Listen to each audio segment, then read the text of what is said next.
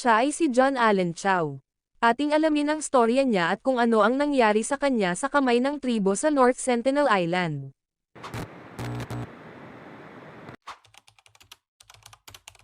Ang tribo na nakatira sa North Sentinel Island ay tinatawag na Sentinelese. Wala silang kontak sa outside world at mahigpit na ipinagbawal ng pamahalaan ng India na lumapit sa isla. At para protektahan ang publiko na makalapit dito, may bantay dagat na naglilibot sa isla sa layong 3 milya. Bakit nga ba napadpad sa lugar na ito si John Allen Chow at ano ang nangyari sa kanya? Si John ay isinilang noong December 18, 1991 sa Alabama, ngunit namulat sa Vancouver, Washington. Siya ay nahilig sa mga hiking at camping adventures. Noong 2008 nang siya ay nasa junior high, nagpunta siya sa isang mission trip sa Mexico. At dito na nagsimula ang pasyon niya sa mga misyon. Habang nagkakaedad siya, lagi siyang sumasali sa mga Christian missionary trips. Ito ay sa kadahilan ng nais niyang maipamahagi ang mga salita ng Diyos sa sanlibutan. Nakarating siya sa Mexico, India, Israel, South Africa, at iba pang bansa sa pagmimisyonaryo niya. Noong 2015, nanirahan siya sa isang isla sa India na mas kilala sa bansag na Andaman Island. Habang naninirahan siya sa nasabing lugar, nadinig niya ang istorya tungkol sa North Sentinel Island. At dito na magsisimula ang mitya sa buhay niya. Lubos siyang nagtaka sa isla, at higit sa lahat ay sa mga naninirahan dito na tinatawag nilang Sentinelese. Ang Sentinelese ay hindi saklaw ng gobyerno ng India o ng kahit na anong pamahalaan sa mundo. Ibig sabihin, sila ay naninirahan sa North Sentinel Island nang walang kaugnayan sa labas ng islang ito. Mula noong 1890s, sila ay hindi lumalabas sa isla at hindi tumatanggap ng kahit na anong imbitasyon galing sa labas nito. Sa katunayan nga, sila ay gumagamit ng karahasan sa tuwing may taong lumalapit sa isla. May mga instances na rin na binato nila ang mga eroplanong dumadaan sa ibabaw nito. May ibang nagsabi na sila ay nagpa-practice ng cannibalism ngunit wala pang karampatang dokumento na magpapatunay dito. At di umano, noong late 1890s, may mga British explorer na kumidnap ng mga Sentinelese, ngunit di kalaunan ay namatay ang mga ito dahil sa sakit. At masasabing isa sa mga rason kung bakit hindi sila nagpapapasok ng tao sa isla, ay dahil ang mga tagalabas ay maaring magdala ng sakit na posibleng umubos sa tribo nila. Mula noong 1956, idineklara ng gobyerno ng India ang North Sentinel Island bilang Reserve Island. At ipinagbawal ang paglapit dito, kung may dadaan man ay kinakailangan nasa layong 3 nautical miles o 5.6 kilometers mula sa isla. Kahit na ang pagkuha ng larawan sa isla at sa tribo ay ipinagbawal. Dahil nga ipinagbawal ang paglapit dito, walang makakapagsabi kung ilan ang naninirahan sa isla hanggang ngayon. At ito ang gustong malaman ni John Allen Chow para mai-convert niya ang mga ito sa pagiging Christian, at may bahagi ang mga salita ng Diyos. Kaya ang pagpasok sa North Sentinel Island ang pangunahing priority o misyon ni John.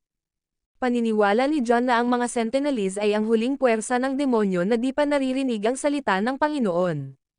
Sa isip ni John ay kailangan niya makausap ang mga ito upang maisalba mula sa pagkakahawak ni Satanas. Naobses si John sa tribo sa loob ng 3 taon.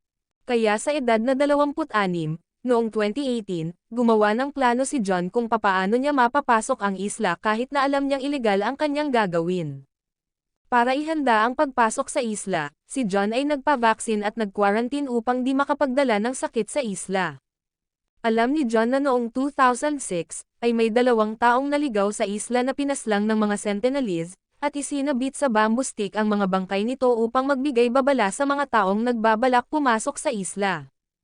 Pero noong November 2018, si John ay nagpatulong sa mga mangingisda na ihatid siya sa isla. Hindi pumayag ang mga ito nung una, ngunit nakumbinsi din di kalaunan. Hinatid siya ng mga mangingisda papuntang isla, pero hindi sila lumapit at huminto lang sa layong 1,600 feet, at binantaan si John ng mga ito na lubhang delikado ang gagawin niya.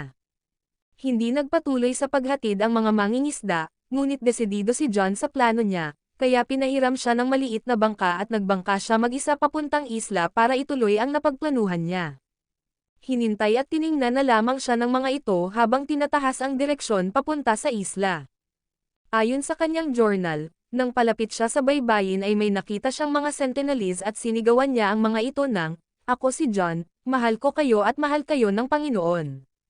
May mga dala si John na panregalo sa tribo, at nang tangkang ibigay niya ito, ay nagsimulang kumilos ng palaban ang mga ito na lubhang ikinatakot ni John, dahilan upang tumalikod siya at bumalik sa mga mangingisdang nag-aantay sa kanya. Subalit naisipan niya na muling bumalik sa isla sa parehong araw din na yun.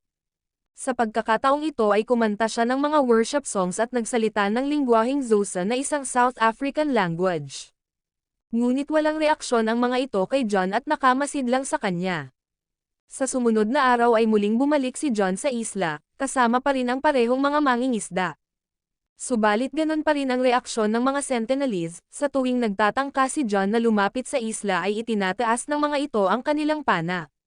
Nagpatuloy na ganon ang nangyari sa ilan pang mga araw, ngunit hindi ito nagpapigil kay John. Noong November 17, 2018, nang pumunta siya sa isla kasama ang mga mangingisda, sinabihan niya ang mga ito na umuwi na lang at siya na bahalang mag-isa.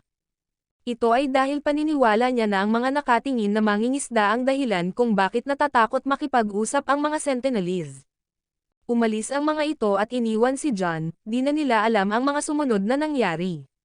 Di katagalan, ang mga mangingisda ay bumalik sa isla upang tingnan ang sitwasyon ni John, at dito nila nakita ang wala ng buhay na katawan ni John sa baybayin ng isla. Sa takot ng mga ito, inireport nila sa mga otoridad ang nangyari. Ngunit sila ay hinuli ng mga otoridad dahil kasabwat sila sa ilegal na ginawa ni John at ito ay ang pagpunta malapit sa isla.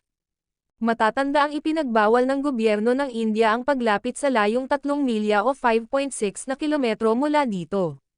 At hanggang sa ngayon ay di pa nakukuha ang katawan ni John sa isla. Marami naman ang nagpahayag ng kanilang pagkadismaya at may ibang naawa sa ginawa ni John nang ito ay mapabalita sa buong mundo. Kayo, ano ang masasabi nyo sa ginawa niya? Mag-iwan lang ng opinyon nyo sa comment section.